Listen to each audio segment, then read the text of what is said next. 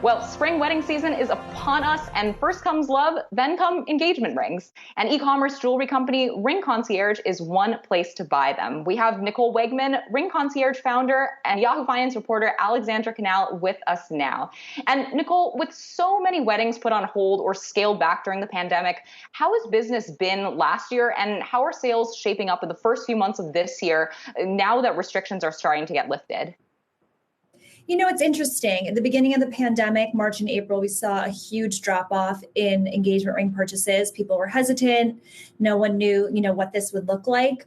But then interestingly enough, come summer, the sales started to skyrocket. And it's because our business model has always operated online through social media. We really understand how to work with clients remotely. And with so many cities shut down and most of our competition being brick and mortar stores, they weren't able to operate and we were. So we essentially went through the summer with zero competition. And we saw customers increasingly become comfortable with purchasing online and remotely and sight unseen because, that was really their only option if they wanted to get engaged in 2020. Hi, Nicole. I know you mentioned social media. I know you through Instagram. So how much do you guys rely on the power of social media? And I'm curious if there are any cons to that due to the accessibility and the fact that you are selling these ultra exclusive products. Instagram is by far our greatest tool. The majority of our growth has been organic through social media. It's great because it's a very inexpensive marketing tool for us. With that being said, we are heavily dependent on it. And with new channels like TikTok, we do need to figure out how to also become strong on those channels. But we find most of our clients want to communicate with us via social media. So we try to cater towards that. We have tons of direct messages coming through on Instagram that turn out to be very real clients. We've sold rings, start to finish through DMs or through text. And, we've had clients come through with well into the six-figure budgets that find us on Instagram and decide to work with us purchasing their engagement ring. Nicole, people spending well into the six figures, it might answer this question I have. But when we talk about the shift in consumer behavior, and you mentioned how people were a little bit hesitant to buy rings at the start of the pandemic, and then you've seen that pace pick up over the last several months. Are people now spending more than they were a year ago before the pandemic?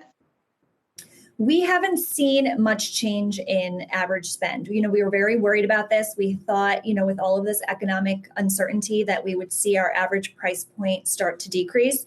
And we haven't. It's remained around $30,000, which, certainly a high price point. We are a luxury brand. So I recognize that's much higher than the average engagement ring. But no, we haven't seen this decrease throughout the pandemic. It's stayed very steady.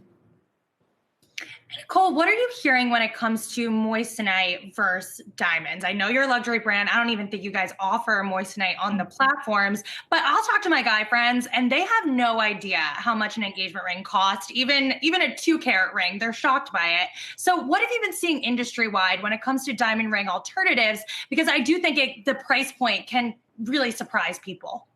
Sure, definitely diamonds have a high price point, no question there.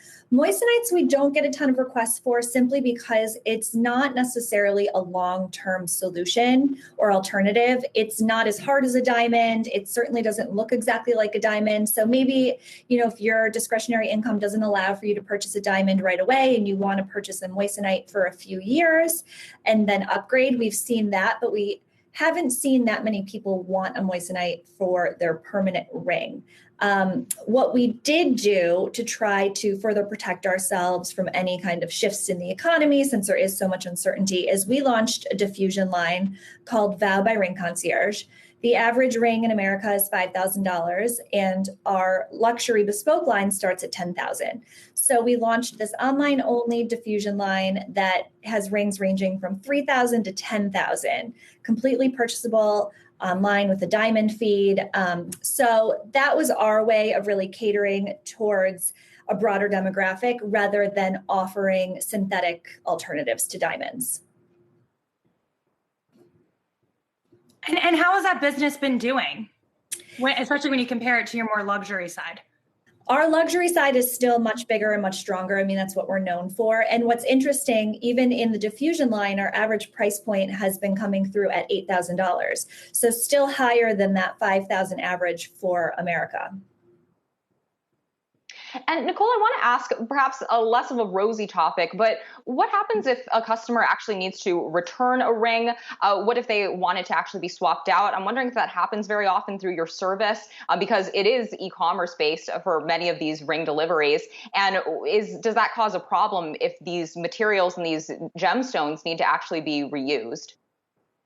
Luckily, this happens really infrequently because although we work with clients often remotely, we are very hands-on with the process. So with our bespoke rings, you have a one-on-one consultant that you work with, usually for a few weeks, custom selecting your diamond, custom designing your setting. So you know exactly what you're getting. So very, very rarely does someone say, this didn't meet my expectations. We're very lucky in that. And we work really hard to make sure they know exactly what they're getting.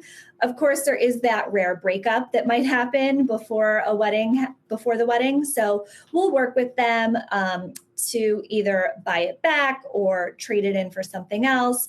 But this happens so infrequently that it's not a huge impact on our business model.